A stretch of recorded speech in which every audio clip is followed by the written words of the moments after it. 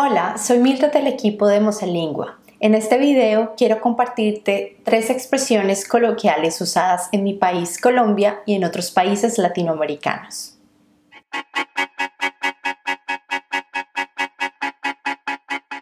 Vamos a comenzar con la palabra chévere, la cual es comúnmente usada en Venezuela y Colombia cuando algo o una experiencia es excelente, agradable o interesante. En otros países como Perú dirían en cambio bravazo o en México chido.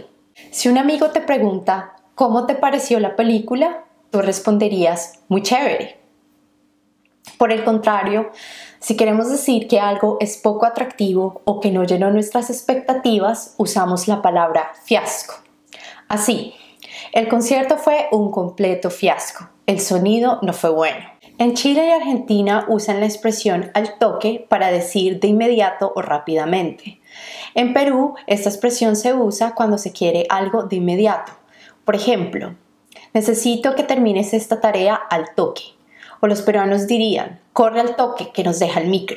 Cuando estás haciendo planes y quieres ser precavido, o sea, tener todo bajo control para evitar contratiempos, puedes usar la frase por si las moscas. No en el sentido literal, pues no quiere decir que te vas a encontrar con moscas en el camino.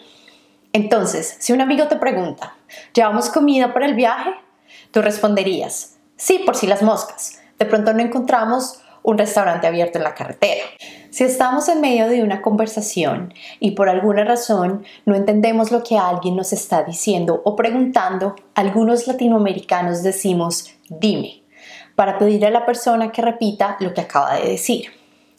En México y en Ecuador dirían en cambio mande.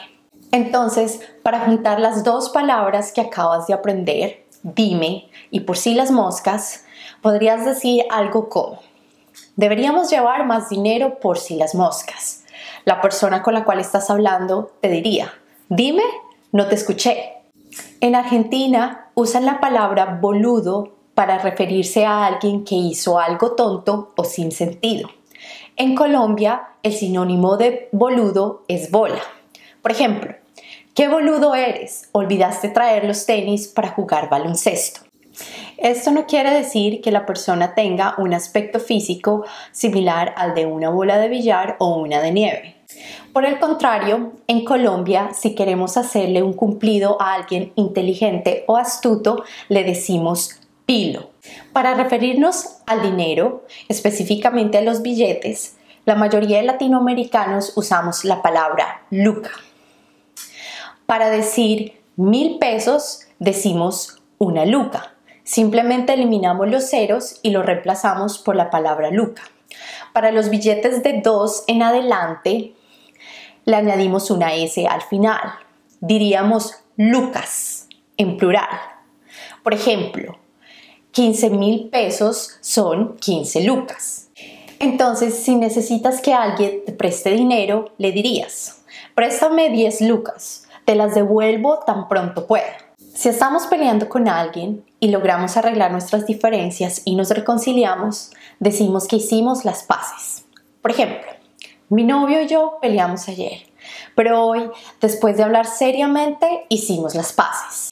Si queremos pedirle a alguien que sea directo al hablar, usamos la expresión ir al grano. Así, deberías ir al grano. Si te quieres ir ya de la fiesta, está bien, solo dímelo. La persona con la cual estás hablando te podría responder, la verdad sí me quiero ir ya, estoy muerto. En este contexto, estar muerto no significa que nuestro corazón dejó de latir, se refiere a estar muerto del cansancio. La mayoría de latinoamericanos usamos la palabra cachas, la cual es sinónimo de entender o comprender. En Chile el término es similar, cachai. Entonces, si quisieras decir, ¿si entiendes lo que tu amigo te dijo?, dirías entonces, ¿si cachas lo que tu amigo te dijo? Simplemente reemplazas la palabra entiendes por cachas.